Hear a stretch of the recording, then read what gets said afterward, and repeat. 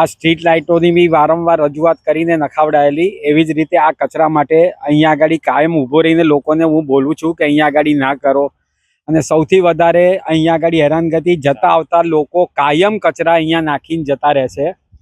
આ ઉપરાંત આ દિવાલ બે વર્ષથી આ દિવાલ તૂટી ગઈ છે, સેફટી વોલ, એનું પણ કોઈ પણ વસ્તુ કરી નથી રહ્યા. કોઈ પણ એની પણ રજૂઆત કરવામાં આવી છે. અહીંયા સ્કૂલો છે, સ્કૂલને હિસાબે ટ્રાફિકની એટલી અવર જવર છે અને તેના લીધે બી ટ્રાફિકમાં પ્રોબ્લેમ થઈ રહ્યો છે. રજૂઆત કમસે કમ બી 10 વાર રજૂઆત કરેલી છે. એ વિજય વોટ જ ખાલી અમારે આપવાનો છે. બીજેપી ને વિજય કરાવવાની છે, પણ બીજેપી અમારું કોઈ દિવસ કામ કરી રહ્યું નથી. બરોબર, કેટલો વિરોધ કરવો, આપણે સનાતની રીતે એમનો જો વિરોધ કરીએ તો આપણે ખરાબ દેખાઈએ.